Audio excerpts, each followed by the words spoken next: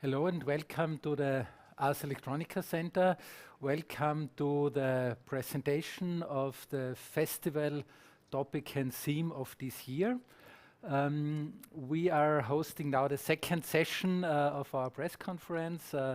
This morning we had the German version, and now we are very happy also to do a special version for all of you online, and I see there are many people logged in, so that's great. Thank you very much for joining us.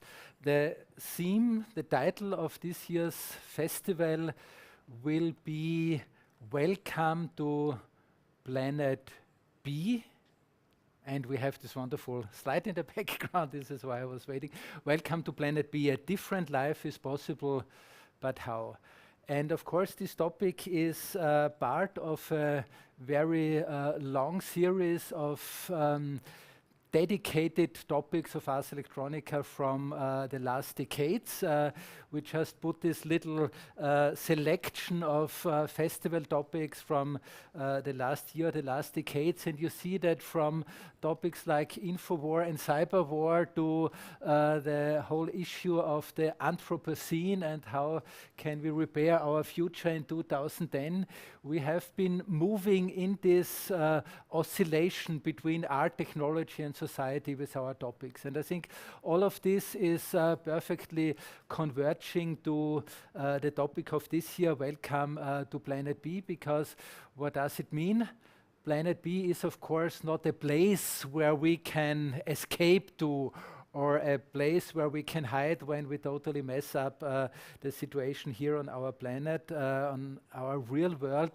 Planet B is the symbol, the chiffre for the necessity of changing the way and the style of how we are living on our planet. So it's not about a different world, it's about a different way of life. And of course, it's strongly focusing on this issue of climate change and the necessity to change the way how we are generating all the energy that we are consuming as a global population with almost 8 billion people on this very planet A. And as usual, the festival will be very strongly also situated not only on the main campus of the university here, the Kepler Gardens, but also on many places all over the city of Linz. I think also for our international guests, you know that Ars Electronica has a very strong part in really integrating into the city, connecting with the city and its citizens.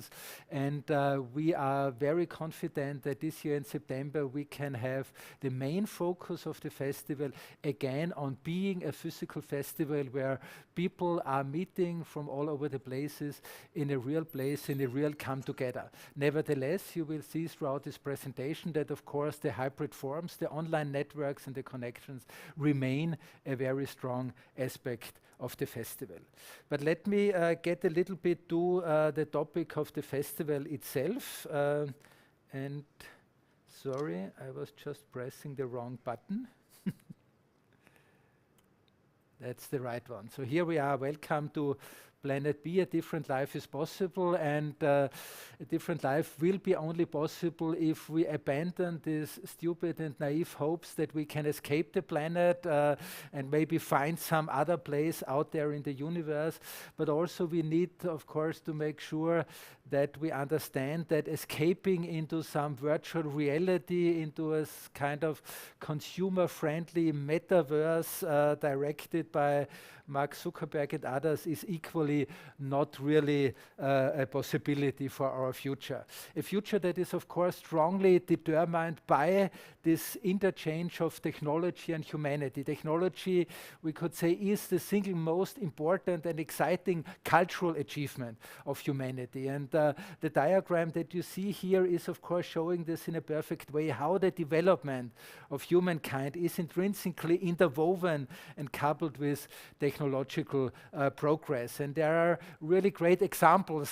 I think for me this is one of the best examples to really show how technological progress has been really going on. I mean, these two images, only 25 years apart. Here on the left side you see the best possibility we had only 25 years ago to see the planet Pluto, the last planet in our solar system.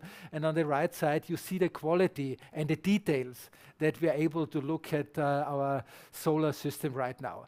And I think this is a very good example, because it's great that we can look out into the solar system, but how can we engage all these technologies to better understand what's going on our planet? And of course, foremost, we need again to address this issue of digital technology, the development, this fantastic development and growth of digital technology.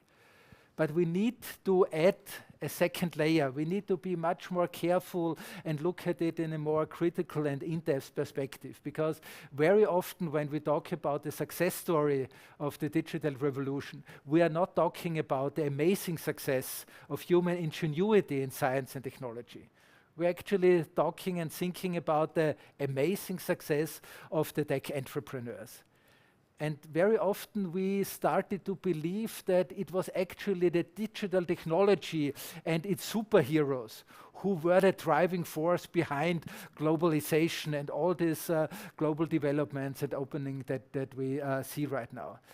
But we are proposing a different way to look at it. And I think it's actually the other way around, that the success story of digital technologies was like a piggyback riding on developments and transformations that are much more profound of the last few decades. The one, of course, is the growth of human population.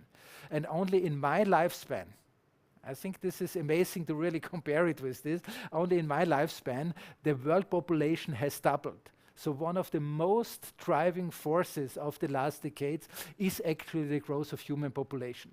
And the second important one is, of course, the really massive and enormous liberalization of markets. And the success story that we always see in these charts, where the growth of digital technology and also, of course, the growth of wealth of digital companies is so strongly visible. This is very much in line, of course, with the development of global population and with the opening of our global market. And so it's not a big surprise that when we look a little bit into this history, we see this year 1989. It was not only the year when Tim Berners-Lee conceived the World Wide Web and opened up the window into the digital world. It was the same year when the Berlin Wall fell, when the Soviet Union collapsed, and when capitalism was, so to say, finally the winner of the battle. And we started another rally, one could even say, and we can't express this stronger than with this graphics here on the left side, because what you see here is the accumulation, the growth of accumulation of private wealth and the growth of number of billionaires on this planet. And we often complain about all the things that are going wrong in our digital world, how social media is jeopardizing democracy, how influencers are putting quite a big danger on democracy processes, on open opinion, fake news, all these kind of things, the loss of privacy, surveillance. And usually we blame digital technology for it. And I think in a slightly provocative way, the real question that we have to ask is, what is actually the source of more damage? What did more damage to the social equality, to democracy, to educated and reliable information, to quality of journalism, all these things that we are complaining about? Is it to blame to digital technology, or maybe rather to blame on the unleashed capitalism of the last 30 years? And this is not an ideological question. I mean, it's a polemic formulation and question, that is clear. But it's an important question that we have to address, because it shows once again we need to make a difference to look at what are the symptoms, the results of a transformation, and what are the sources, the origins, the driving forces behind it. And once again, the reason why we really finally have to come to terms with this digital transformation and digital revolution, why we have to really start to fix democracy in the digital world, why we have to reclaim or reconquer the digital world for us, for the civil society, for citizens, for communities, is because without this, we won't be able to really address and to cope with the very big challenges that climate crisis and climate catastrophes are putting upon us. We need to see it as a problem that we only can deal with in conjunction and collaboration with all the different experts and expertises that we have in our world, and we need to see it on a global scale. And one thing, of course, being a cultural festival and the art festival, as Ars Electronica is, of course, we need also to start to address our own role. Not just being the critical voices who point their fingers on problems that are out there, but also, of course, to look into our own world. And of course, the big hype of NFTs and cryptocurrencies and blockchains in the art world, it's very nice to see another source of gaining some revenue, of making money. And I think in an area like art and culture, where we're always very close to not even being able to make our living as institutions or artists, take the money and run is a very good principle. But nevertheless, in the wake of these really enormous problems that we have ahead of us with the reduction of CO2 emissions, we have to ask, of course, ourselves, what technologies are we engaging with? How are we working with these technologies? And maybe with some things we just shouldn't engage. This is a difficult and diverse discussion that has diverse aspects, but as we know by now, just looking at the last IPCC report, it's really now or never. And we can't look at this matter of fact often enough. We have only the next 3 years where we need to manage to make the change, to make the turn, to be really able to change the curve from instead increasing our CO2 emissions to reducing it. And if we don't do this, of course, it will be quite a difficult and heavy thing for us. We all know the scenarios that are coming if we are not able to make the 1.5 or at least the 2.0 degrees Celsius turnaround. And what we have to do is incredible. I think actually this is for me the image of the coming decades. This is something we probably every morning when we wake up, we should look at this diagram and see what is really ahead of us and how difficult, of course, it will be to really make this turn. And it's clear it only can happen if we also change our habits, if we change our way of life. While this is the diagram of the, I would say, a century, or at least a diagram of the next decades, this is probably the most important quote of the decade. Greta Thunberg's comment to the results of the COP26 conference in Glasgow. And of course, worldwide, we are not really on track. We know that to achieve this curve, we would need the reduction of CO2 emissions that we had during the pandemic every year again and again. The reality is we had a short reduction, of course, because of the pandemics, but we now already overcompensated, and this is very often really, on the one side, of course, a problem of the lack of willingness in politics, but of course also of going the cheaper and easier way of our economy. The festival will, of course, not only try to address the problematic of this question, because it's one thing to understand that we need to change. It's one thing to be afraid of the results of climate change, but we see that more often we are more afraid of all the consequences, the collateral damage that could happen in the process of transformation. So the question about Planet B, welcome to Planet B, not only asks what will the planet look like if we are not able to manage to reach this goal, but maybe even more the question that we have to address is how will this planet, how will our life, how will our societies look like if, let's say, in 2050 we have managed to solve this problem? How much convincing, how much nudging, how much pushing, how much forcing will be necessary?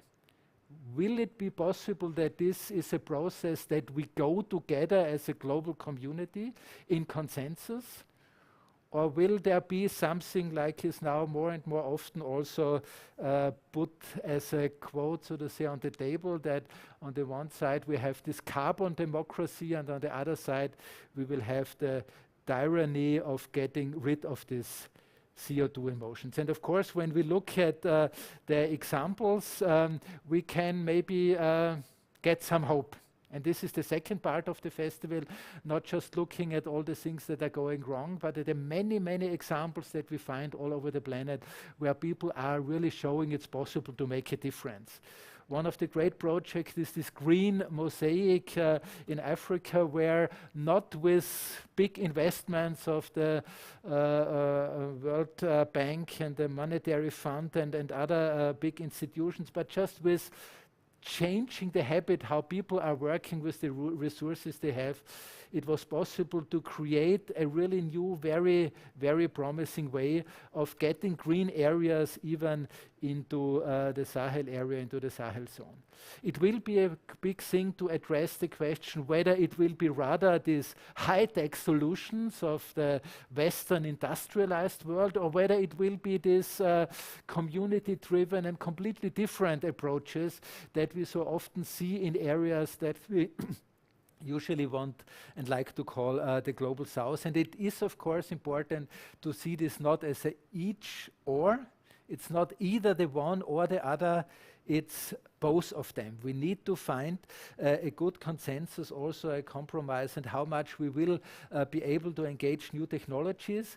But nevertheless, what is the most important thing is that we have to change habits, not only in the way how we are producing CO2 emissions, but of course in the whole spectrum of the way how we are exploiting our planet. So welcome to Planet B again is not something where we are looking for the place to hide and to escape, but it's where we are looking for ways how to change our style of life, how to change the way how we are living on this planet, how we are exploiting this planet.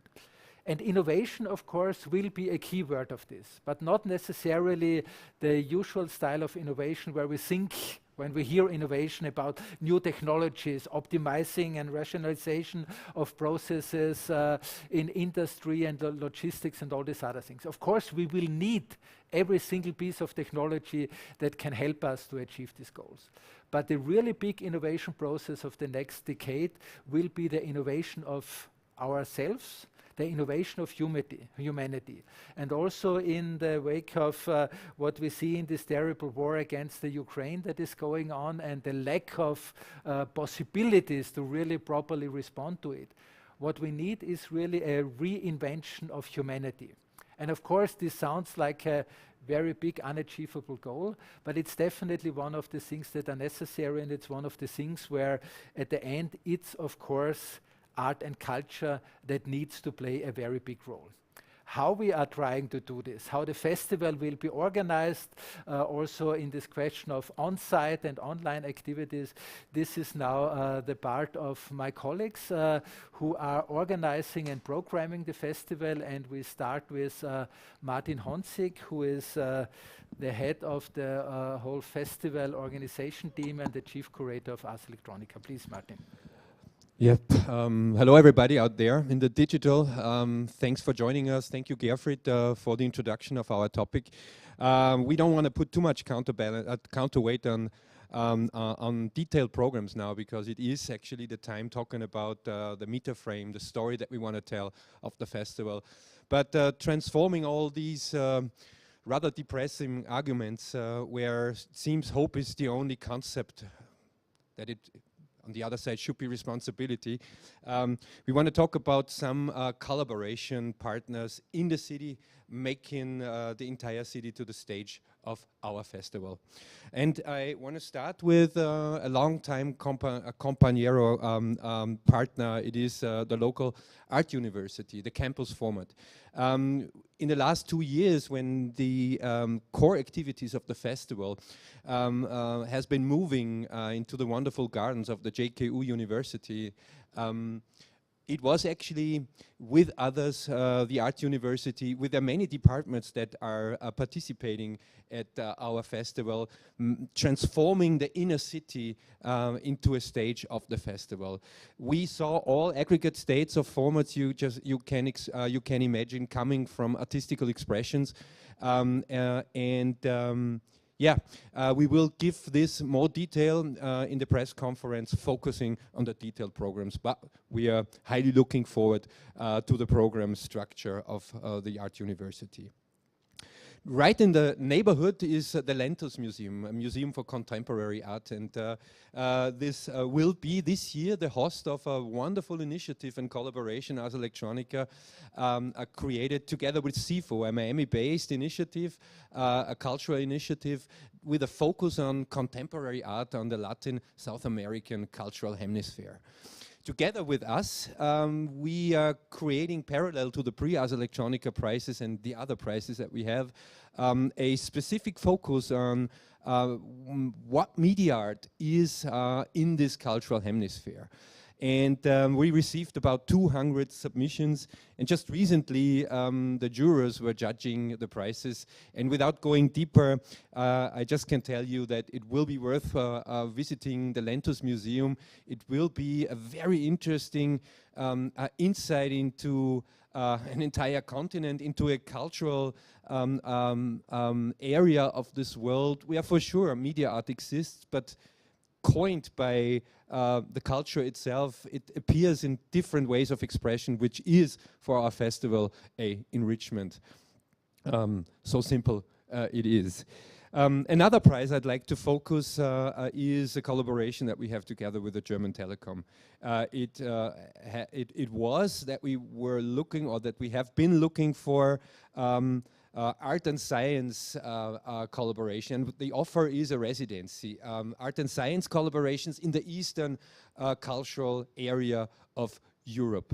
I don't have to underline and go much deeper into that. I mean, the reality that we are currently facing and the price that we are offering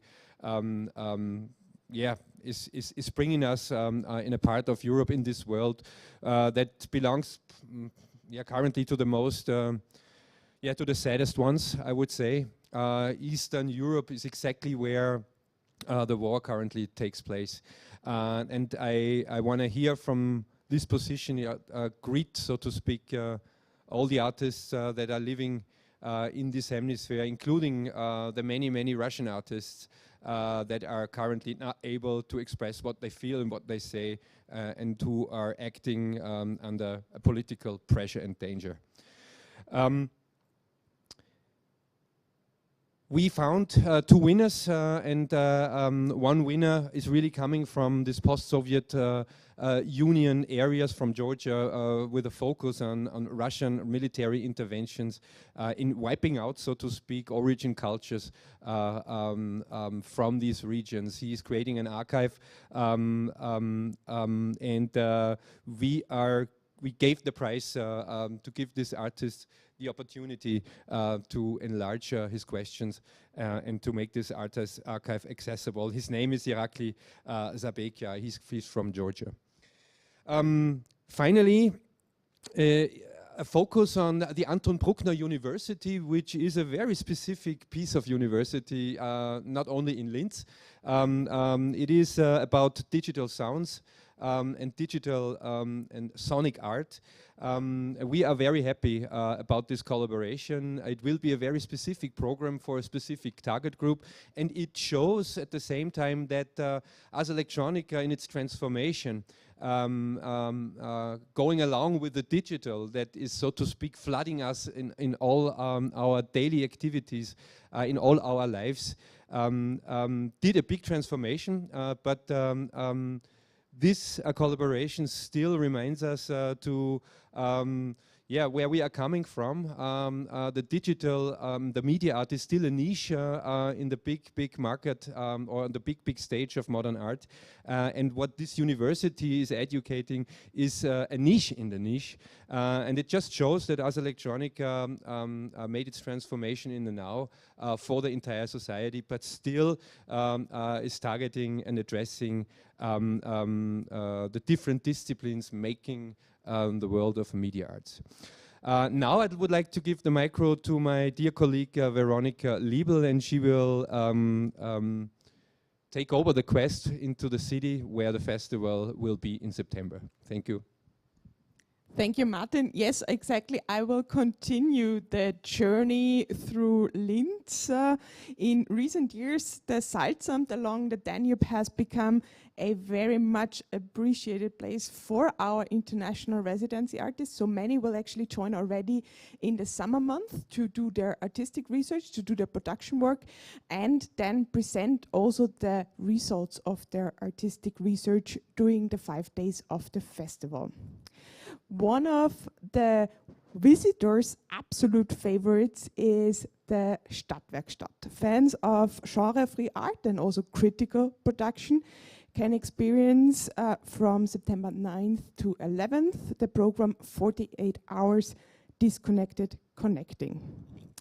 Just a stone's throw away, all festival visitors will hopefully end up exactly here, where I'm standing, in the very center of our own Ars Electronica Center in the deep space, with some highlights from the in-house production, so to say, of Ars Electronica from our dear colleagues of the Ars Electronica Future Lab and also Ars Electronica Solutions.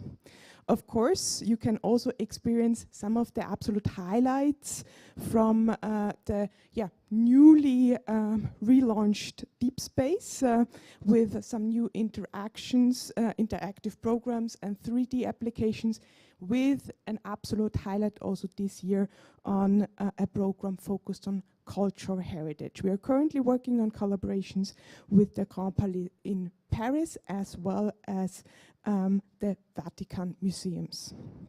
This is just a very small selection of the festival venues and also the festival program points in these venues.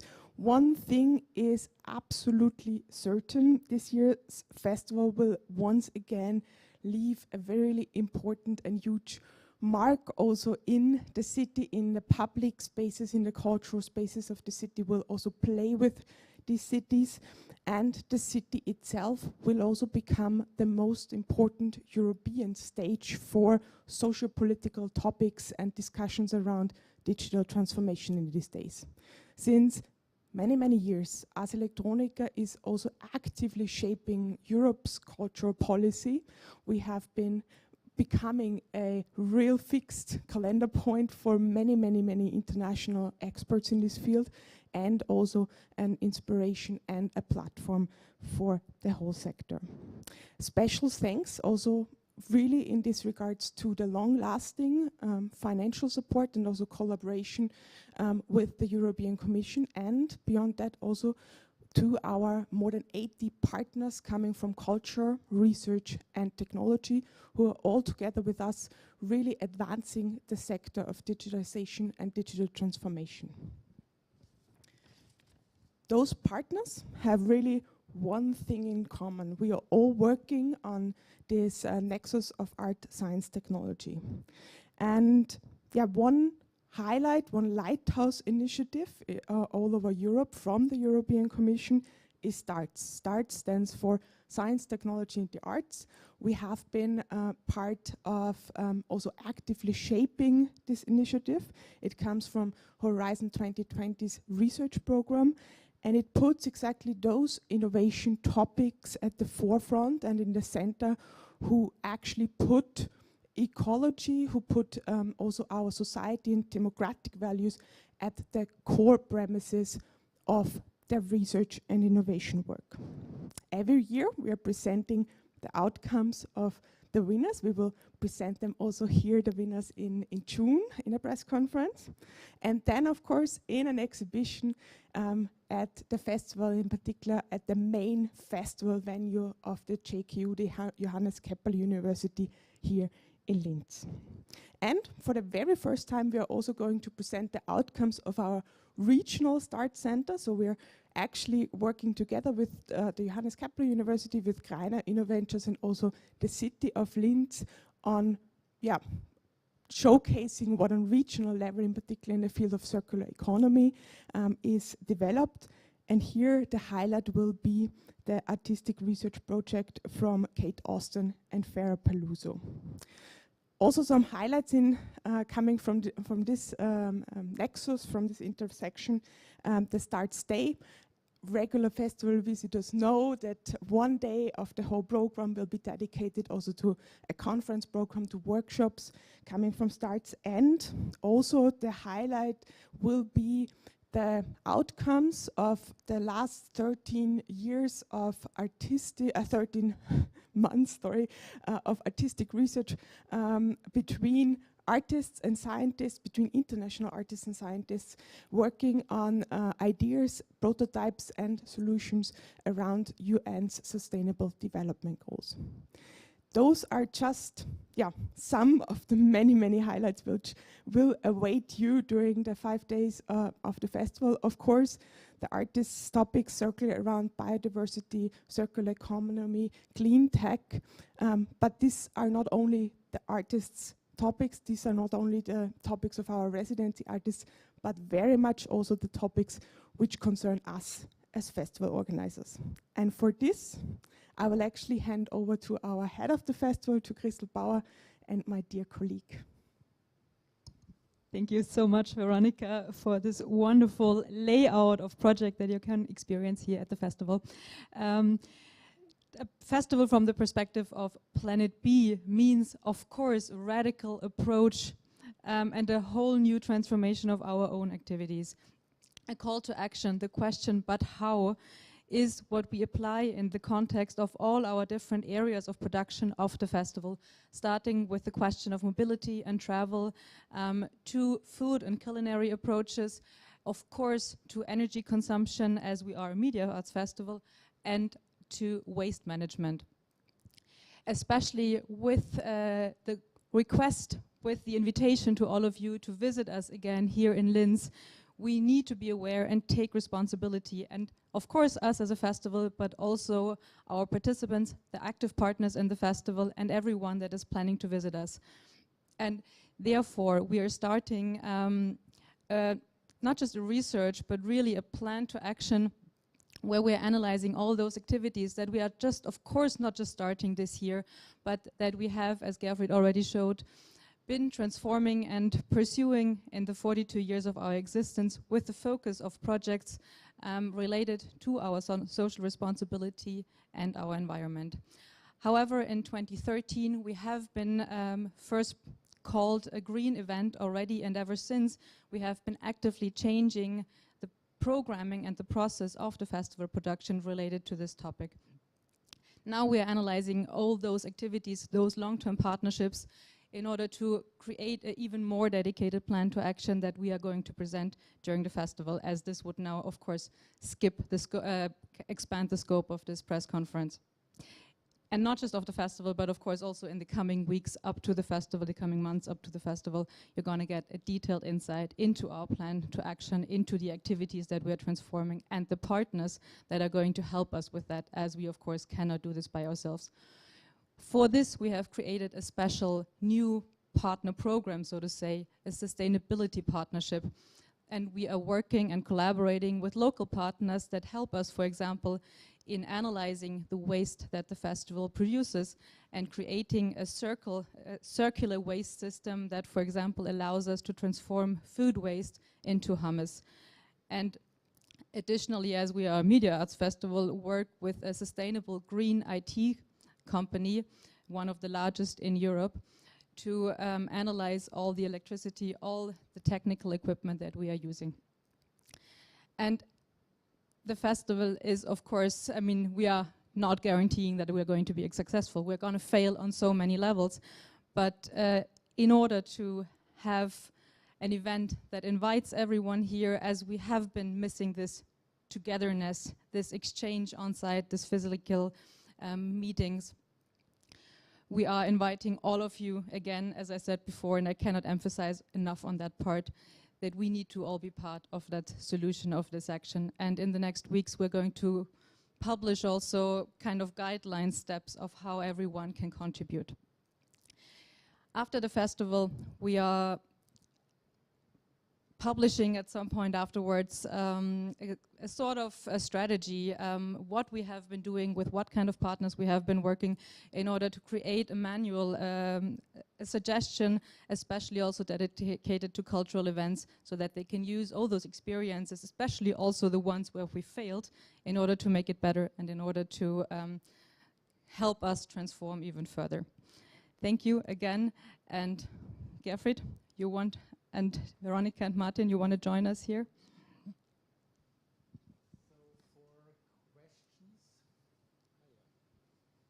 So, now with microphone. We try to compress everything we have in mind for this year's festival in very short time.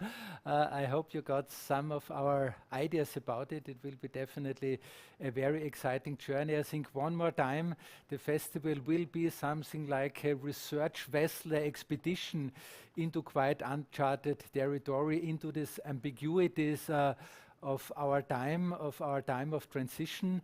And if you have any question, and I'm sure many questions are still left open, we are very happy to answer this now. We are again changing now, so we are leaving now the YouTube and the Facebook streaming and opening our Zoom conference where you can join us for a Q&A session. So please wait a little bit for this. We need some time to change channels, and then we are here to do the Q&A.